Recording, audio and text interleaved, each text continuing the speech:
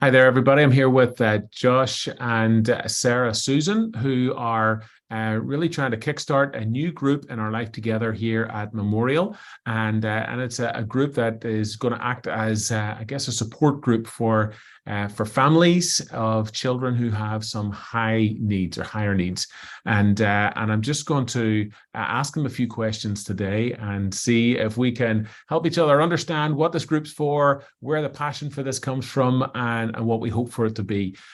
So Josh and Sara, thank you for joining me today. Why don't we start just with the definition? Actually, can you explain to us a little bit about what we mean when we say higher needs? So high needs, when we're thinking of that from our definition, our standpoint, our experience, can include autism, can include kids with ADHD, could include kids that have really any sort of area that's not neurotypical, where they may need some assistance from parents, siblings, family, friends to get them through struggles that neurotypical kids just do not have a hard time with.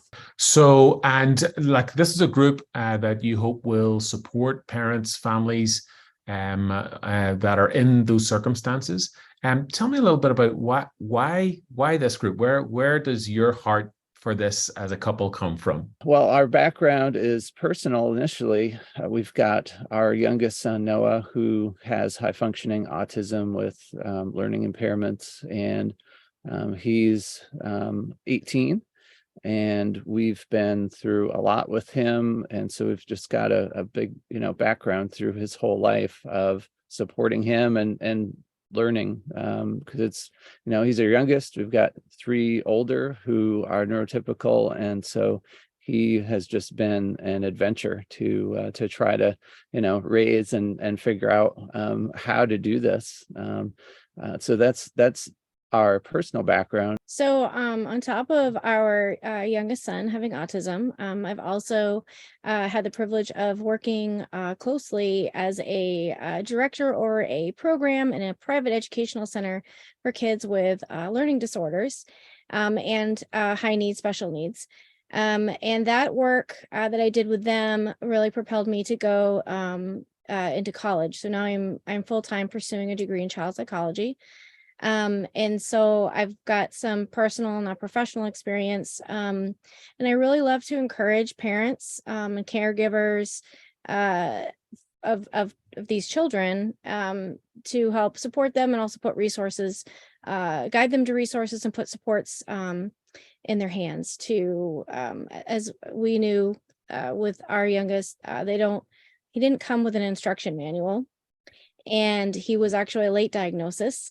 And so that whole journey was frustrating. And so I've kind of made it a goal to help parents on that journey sooner rather than later when they have a child that is different than other children.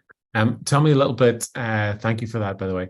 What is your hope that this group will be or will become in the future for these families? We want to make sure that families can come together, or individuals, anybody that's supporting special needs kids and high needs kids are taken care of in a few different ways, given a safe space that they can come together and just talk about the struggles, help distribute resources and share resources. We've all got some great collective experience, I think. And so coming together and being able to share the resources that we've all pulled over the years would be a huge help.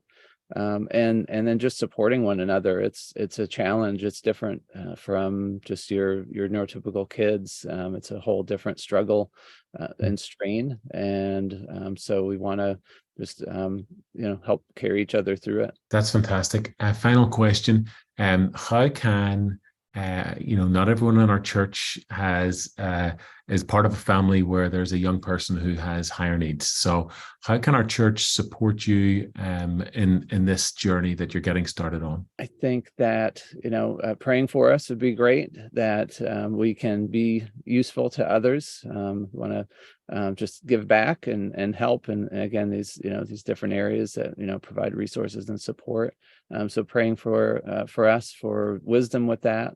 Well, I think right now, offering a alternative Zoom link for people that maybe can't get to the meetings, or if one of the parents have to stay with the high need child while the other parent is at the meeting, they cannot feel excluded, or they can feel included in that. But we're so very thankful for the space and the opportunity to host a support group for high needs parents and grandparents, anybody who's in that realm of high needs. So we're just thankful.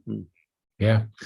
Josh, Sarah, listen, thank you. I think, we often say it that we want to welcome in those who either have been excluded, marginalized, left out, made to feel unwelcome.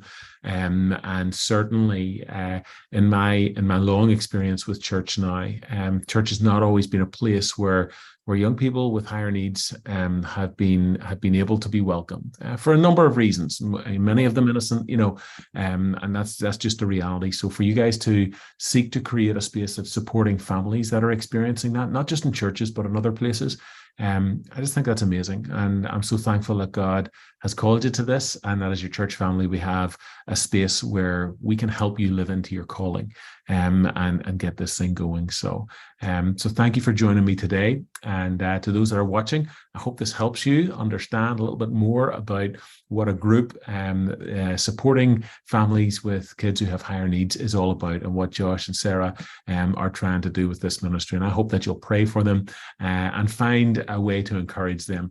If you see them, just thank them for what they're doing, because it's good work. It's good work. Thank you. Thank you.